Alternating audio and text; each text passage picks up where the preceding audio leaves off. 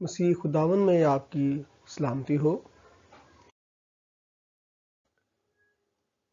آج کا ٹاپک ہے شاعری اور حکمتی ادب، حصہ اول ہے۔ میں آپ کا ٹیچر پروفیسر زکریا۔ اس سے پہلے کہ ہم شاعری کے بارے سیکھیں، ہم پہلے امپورٹنٹ لٹریری ٹرمز یعنی اہم ادبی اصطلاحات کے بارے کچھ جان جائیں۔ پروسوڈی ناؤن ہے، انگریزی میں ہم یہ ٹرم یوز کرتے ہیں جس کا اردو میں ترجمہ علم عروض یا فن شاعری، the study of poetic meter and the art of versification، یعنی اور کہ یہ شعر شاعری کا جو فن ہے بیسیکلی یہ اسے ہم کہتے ہیں پروسوڈی۔ اس کے علاوہ the patterns of rhythm and sound used in poetry، تال اور آواز کے نمونے جو شاعری میں استعمال ہوتے ہیں۔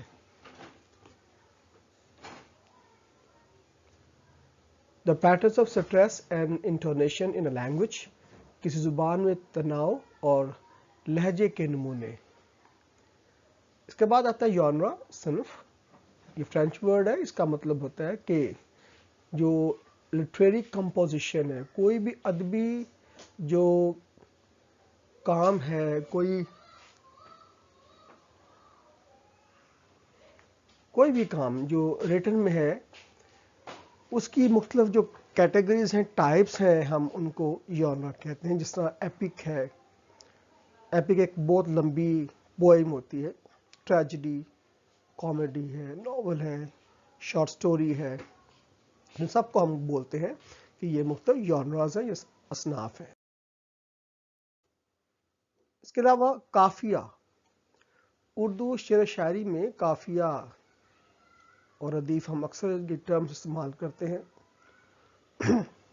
قافیہ سے مراد ہے کہ کسی شعر کے آخر میں آنے والے ہم الفاظ، یعنی وہ الفاظ جن کی ساؤنڈ ملتی ہے آپس میں۔ یاد رکھیے قافیہ شعر کے ساتھ ساتھ یہ بدلے گا۔ قافیے کی مثالیں آپ کے سامنے ہیں۔ اس طرح شعر ہے، ہستی اپنی حباب کی سی ہے، یہ نمائش سراب کی سی ہے۔ اس میں حباب اور سراب جو ہے یہ دونوں قافیہ ہیں۔ اسی طرح ایک اور شعر ہے، ہر ایک ہے مجھ سے تنگ تو میرا ہے کیا قصور، مجھ کو نہیں ہے ڈھنگ تو میرا ہے قصور۔ تنگ اور ڈھنگ بھی ہم آواز الفاظ ہیں، یہ دونوں قافیہ کہلائیں گے۔ انگریزی میں اس کو ہم رائم کہتے ہیں، کیڈنس ہے، میٹر ہے۔ آخری حروف جو ہوں گے وہ ایک آواز کے چلتے رہیں گے۔ اس کے بعد ردیف، جس طرح قافیہ ہے ایسے ایک ٹرم ردیف بھی ہم استعمال کرتے ہیں۔ یہ بھی ایک شعری اصطلاح ہے جس میں ردیف سے مراد وہ لفظ یا الفاظ کا مجموعہ ہے جو قافیے کے بعد مکرر آئیں اور بالکل یکساں ہوں۔ ردیف کا ہر مصرے میں ہونا لازمی نہیں ہے، عام طور پر یہ غزل کے اشعار میں مصرع ثانی میں دہرائے جاتے ہیں۔ ردیف قافیہ کے بھی بعد آتا ہے، وہ تمام مصروں میں یکساں رہتا ہے۔ ردیف کی مثالیں وہی شعر جو میں نے پیچھے عرض کیا، اسی میں آخری ورڈ جو کی سی ہے اور تو میرا ہے کیا قصور، یہ ردیف ہیں جو سیم ورڈ ہوں گے، رپیٹ ہو کے ہوں گے۔ اس کے علاوہ ہمارے پاس پوئٹک جو فٹ ہے، پوئٹک فٹ بیسیکلی یہ سٹریس اور انسٹریسڈ سلیبلز ایک لائن میں کے کمبینیشن کو بولتے ہیں، تو ایک یونٹ کو ہم بولتے ہیں یہ پوئٹک فٹ ہے۔ اور عام طور پر ہوتا یہ کہ سلیبلز کی بنیاد پر جو یونٹس کہلاتے ہیں ہم ان کو فٹ کہتے ہیں۔ اس میں ایک سلیبل، 2، 3، 4 مختلف سلیبلز کے اوپر ہی بیس کر رہے ہوتے ہیں۔ تو ہمارا جو انگلش پوئٹری میں ای ایم یا آئی ایم اور ٹاکی یا ٹراچی، یہ بڑے دو زیادہ یوز ہوتے ہیں۔ آئی ایم جو ہے اس میں 2 سلیبلز ہوں گے، پہلا انسٹریس ہوگا، دوسرا سٹریسڈ ہوگا۔ اور اسی طرح جو ٹراکی میں الٹ ہوگا، پہلا سٹریس اور دوسرا انسٹریس ہوگا۔ یابک پینٹامیٹر ہم انگلش میں یوز کرتے ہیں، جان ملٹن کی تقریباً ساری پوئٹری یابک پینٹامیٹر میں۔ پینٹامیٹر میں 5 میٹرز ہوں گے، 5 میٹر مطلب کہ یامبک ہے، مطلب 2 اس میں سلیبلز ہیں، ایک انسٹریس پہ سٹریس ہے، 5 ہوں گے تو 10 سلیبل بن جائیں گے. تو موسٹلی جو انگلش پوئٹری کلاسیکل ہے اس میں ہم یامبک پینٹامیٹر یوز کرتے رہے ہیں. اس کے بعد بہر آتی ہے پوئٹک میٹر، ایک لینتھ ہوتی ہے. لینتھ کا مطلب ہے کہ اردو کا مصرع کتنا لمبا ہے. یہ بھی بیسیکلی پوئٹک فٹ پہ بیس کرتا ہے کہ ایک شعر کی لمبائی کتنی ہے، اس کی لینتھ کتنی ہے، اس میں کتنے جو ہے وہ جو ہے پوئٹک فٹ استعمال کیے گے. اس پوری لینتھ کو ہم بحر کہتے ہیں.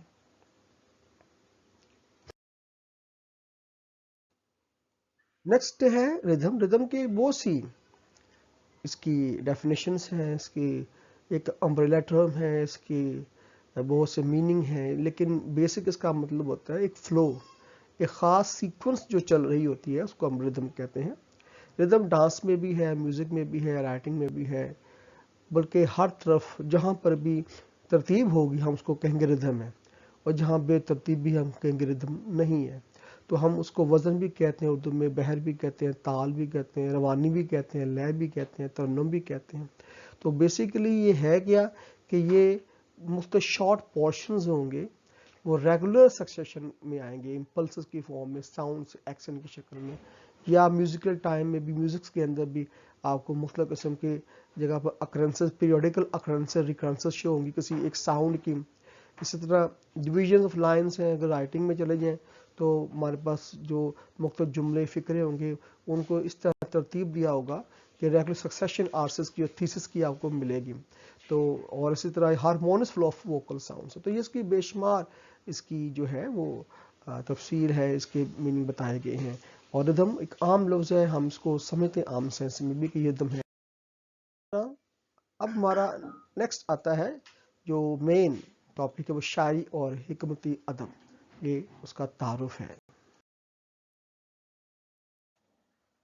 شاعری اور حکمتی ادب تعارف میں اگر ہم دیکھیں تو بائبل کی جو شاعری ہے اور حکمت کی کتابوں کی جو تحریر ہے ابراہیم کے زمانے سے لے کر عہد نامہ قدیم کے اختتام تک پھیلی ہوئی تھی. تو ممکنہ طور پر سب سے قدیم کتاب جو ایوب کی مانی جاتی ہے اور اس کی تصنیف نامعلوم ہے. یہ بھی ایک شاعری کی ایک کتاب ہے. اس کے علاوہ زبور میں بہت سے مختلف مصنفین ہیں. داؤد بادشاہ سب سے زیادہ قابل ذکر ہیں اور باقی گمنام ہیں. اس کے علاوہ امثال، واس کی کتاب ہے، غزل و غزلات ہے. ان کو ہم عام طور پر سلیمان کے ساتھ ان کو ہم جوڑتے ہیں.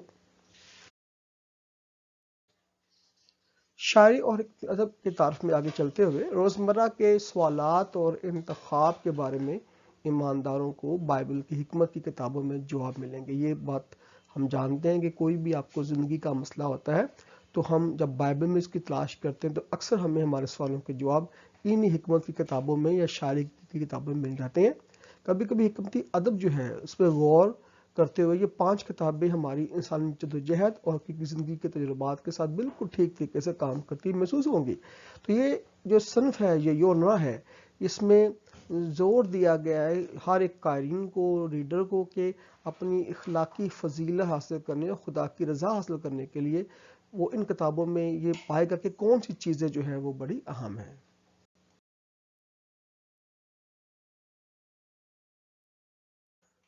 اس کی ایک ایگزامپل ہے کہ ایوب کی کتاب جو ہے وہ بتاتی ہے مختلف مصائب کے بارے میں، کہ مختلف جو مصیبتیں انسان کی زندگی میں آتی ہیں اس کی وجوہات کے ہیں. ہم بعض اوقات یہ سمجھتے ہیں کہ شاید ہمارے کسی گناہ کے باعث مصیبت آئی ہے، لیکن ایسا نہیں ہے. جب آپ ایوب کی کتاب پڑھتے ہیں تو آپ دیکھتے ہیں کہ ایوب نے کچھ بھی نہیں کیا، صرف خدا اور شیطان کے بیچ میں ایک لڑائی چل رہی ہے، ایک بحث چل رہی تھی، اور ایوب پر ساری مصیبتیں آ رہی ہیں. تو اس سے ثابت ہوتا ہے کہ ضروری نہیں کہ آپ کی زندگی میں جو پرابلمز ہیں یا مشکلات ہیں وہ آپ کی کسی غلطی کے باعث ہیں. ہو سکتا ہے خدا کا آپ کے لیے اچھا کوئی پروگرام ہے، یا خدا آپ کی ترقی کر رہا ہے، آپ کو مضبوط کر رہا ہے. ان سب باتوں میں خدا یسوع مسیح کے زمانے میں بھی ہم دیکھتے ہیں کہ ایک جنم کا اندھا تھا تو شاگردوں نے سوال کیا خدا کس نے گناہ کیا کہ یہ اندھا پیدا ہوا؟ تو ہمیں کیا مسیح خدا نے کہا نہ اس نے نہ اس کے ماں باپ نے، بلکہ یہ سب کچھ اس لیے خدا کا جلال ظاہر ہو. تو اس کا مطلب ہے کہ ساری مصیبتیں، پریشانیاں جو ہیں وہ ضرور نہیں، لازم نہیں ہے کہ وہ آپ پر کسی گناہ کے باعث ہیں. تو یہ ایوب کی کتاب جو ہے ہمیں اس چیز کو واضح طریقے سے سکھاتی ہے. اصلا زبور کی کتاب ہے خدا کے ساتھ انسان کے تعلق کے تقریباً ہر ایک پہلو کو پیش کرتی ہے، اور امثال کی کتاب میں عملی موضوعات کا ایک وسیع جو سلسلہ ہے وہ آپ کو ملے گا وہاں پر۔ یہ سب انسان کی حکمت کے حقیقی ماخذ یعنی خدا ان کے خوف پر زور دیتی ہیں۔ تمام کتابوں کا مقصد یہ ہے کہ خدا ان کے خوف پر آپ دھیان دیں۔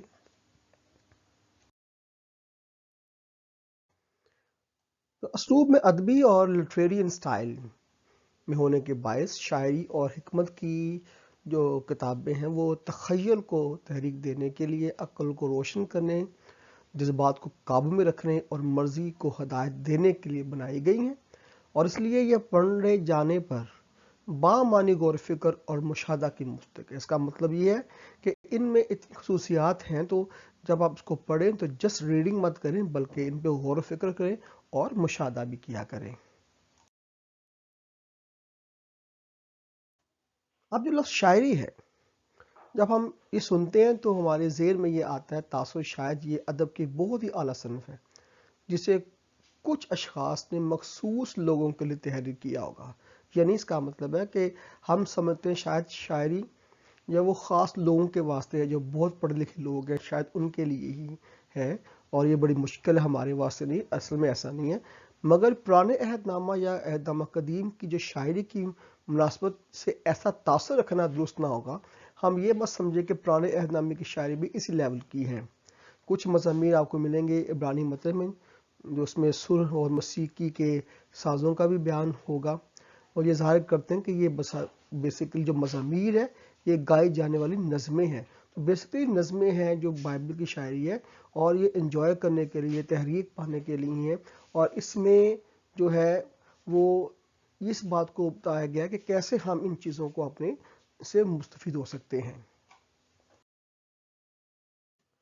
اقبال کی میں نے یہاں مثال دی ہے اس کی جدید اردو شاعری میں، ستاروں کے آگے جہاں اور بھی ہیں، ابھی عشق کے امتحان اور بھی ہیں، تہی زندگی سے نہیں یہ فضائیں، یہاں سینکڑوں کارواں اور بھی ہیں۔ تو ایسے شعر میں آپ دیکھیں کافی ردیف ہے، شاعری کی اور دیگر اصطلاحات وہ اشعار کو یادگار اور باوزن بنا دیتی ہیں۔ تو شاعری بیسیکلی یہ ایک ایسا فن ہے جس میں مختلف قسم کی جو ٹیکنیکس ہیں، اصطلاحات ہیں، وہ استعمال کر کے اسے ہم اٹریکٹیو بناتے ہیں، پرکشش بناتے ہیں، تاکہ جو بہت کم لفظوں میں بہت بڑی بات بڑے اچھے انداز سے، بڑی خوبصورتی سے جو قاری ہے وہ اس کو اپنے ذہن میں بٹھا لے اور اس سے استفادہ کر سکے۔ اب جب ہم کنانی ادب کی بات کرتے ہیں تو اس میں جو ان کی اس پرانے عہد نامے کی جو پوئٹری ہے اس میں ردیف قافیہ کے علاوہ اس میں آدھا ری ایٹریشن یعنی الفاظ کا بار بار استعمال ہونا یہ میں نظر آئے گا۔ تو کنانی ادب کا یہ ایک پسندیدہ طریقہ تھا، اور کچھ ابتدائی بائبل کی شاعری بھی اسی انداز میں نظر آتی ہے۔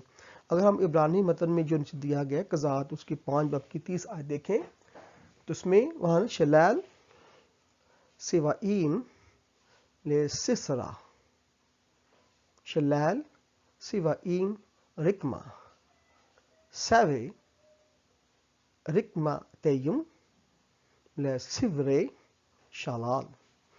یہ جو میں نے ابھی پڑھا ہے عبرانی متن میں سے قضات 5 باب کی 30، اگر ہم اس کو دیکھیں اگلے سلائیڈز میں تو آپ کو اس کے بارے میں سمجھ آ جائے گا۔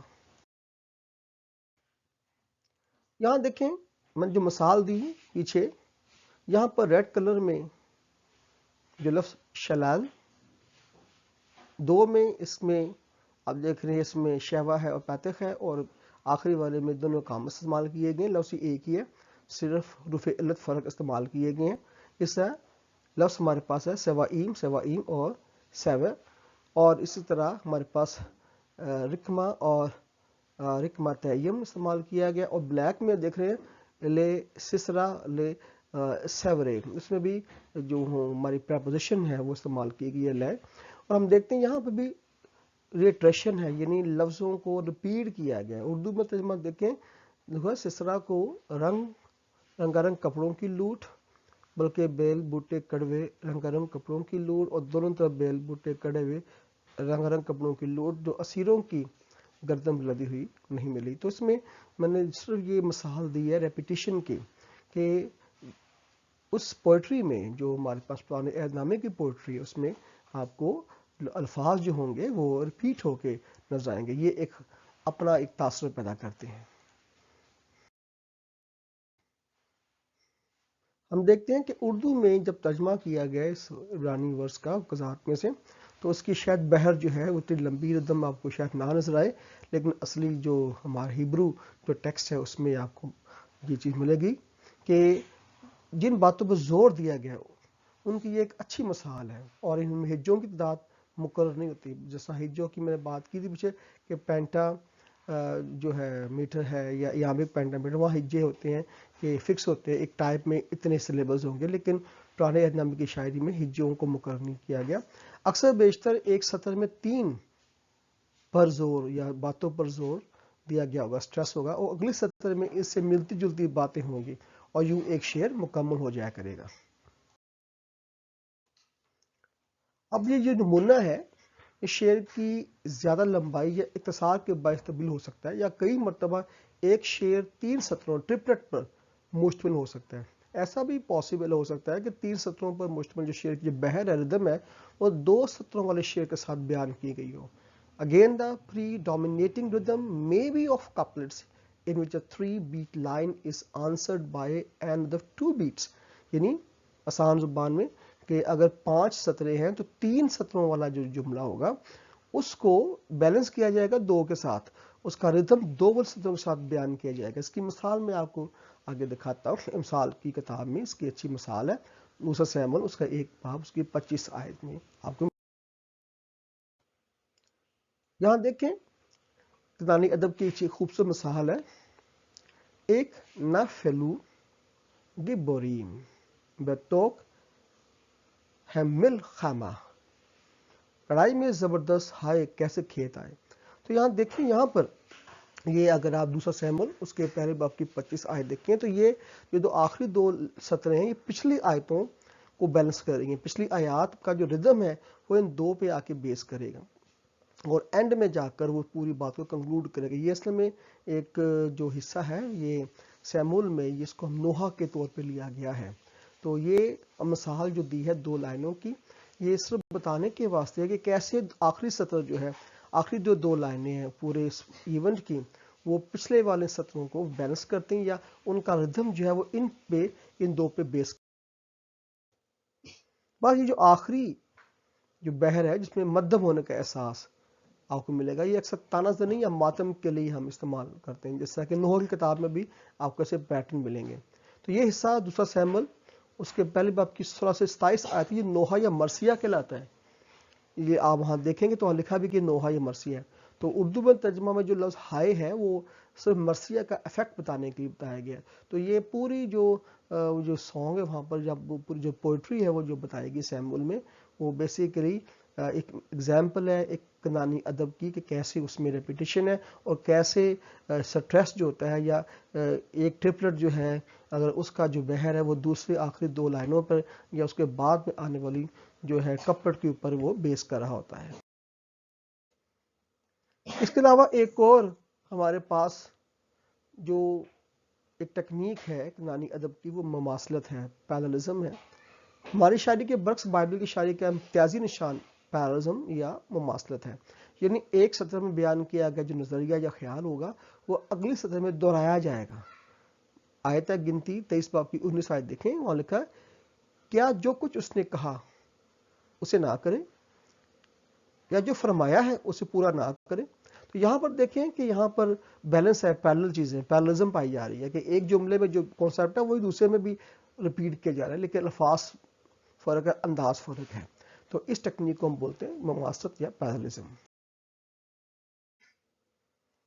مماثلت کی اقسام بھی ہے، اس میں ایک قسم جو ہے بہت بڑی، وہ یہ ہوگا کہ virtual repetition to amplification, filling it out, مجازی بحر سے اعلیٰ موازنہ تک، یعنی ایک جیسے نظریات پیش کیے جائیں گے، ایک نظریہ پہلی ورس میں سٹارٹ کرے گا جو پوئٹ ہے، تو دوسری لائن میں جا کے اس کو پیک پہ لے جائے گا، اس کو ایمپلیفائی کرے گا، یا اس کے اپوزٹ بھی پاسبل ہے کہ دوسرے جملے میں تضاد دکھائے گا، اینٹیتھیسس دکھائے گا اس چیز کو۔ یہ بھی ایک قسم ہے پیرالزم کی۔ تو مماثلت کی ایک بڑی باوقار اور کشادہ طرز ہونے کی وجہ سے یہ کسی نظریے یا خیال کو یہ وقت دیتی ہے کہ سننے والے پہ اپنا اثر کرے. یعنی اس کا مطلب یہ ہے کہ مماثلت کی جو ٹیکنیک ہے یہ ریڈر کو یا آڈینس کو یہ ایک ٹائم دیتی ہے کہ وہ ایک معاملے پر یا ایک زیادہ پہلوؤں کو وہ غور کرے. تو رائٹر جو ہوگا، پوئٹ ہوگا، وہ اپنے ایک یا سے زیادہ جو فیسٹس ہیں میٹر کے، کسی بھی معاملے کی چیزوں کو وہ اپنے خیال نظریوں کو وہ اس طرح پیش کرے گا مماثلت کی ٹیکنیک سے کہ جو ریڈر ہے یا جو سننے والا ہے وہ نظریے اور خیال کو اس کو وقت ملے گا کہ وہ ایک آیت کے پیرلل دوسرے آیت کو دیکھ کر وہ اس کو سمجھنے کی کوشش کر سکتے ہیں. یہ ایک بڑی اچھی ٹیکنیک ہے کہ ایک ورس میں اگر ایک نظریہ ہے تو دوسری ورس میں یا اس کے اپوزٹ یا پھر اس کے پیرلل اس کے ڈائریکشن میں موو کرے گا، اور اس طرح ریڈر کو ایک اچھا افیکٹ ملتا ہے اور کوئی بھی جو آئیڈیا ہے اس کو سمجھنے میں ریڈر کو وقت مل جاتا ہے. ہمارے پاس ایک آیت ہے عیسائیہ 55 باب کی 8 میں، میرے خیال تمہارے خیال نہیں ہے اور نہ تمہاری راہیں میری راہیں ہیں. یہاں پر دیکھیں، یہاں پر پیرلزم ہے، یہاں پر اینٹی تھیسس ہے کہ وہ کہتا ہے میرے خیال تمہارے خیال نہیں ہے اور نہ تمہاری راہیں میری راہیں ہیں. تو دونوں میں کانسیپٹ ایک ہی ہے. آپ دیکھیں تو یہاں پر آپ دیکھ رہے ہیں خیال اور راہیں دو الگ فیسٹ یوز کیے گئے ہیں، لیکن میننگ اس کا ایک ہی ہے، خیال نظریہ اس کا ایک ہی جو اس نے یہاں پر بیان کیا ہے. تو آج کے لیے اتنا ہی کافی ہے. آپ ہمارے چینل کو institute of biblical studies Pakistan university Punjab کو لائک کریں، شیئر کریں، کمنٹ کریں. خداوند آپ کو برکت دے. آمین.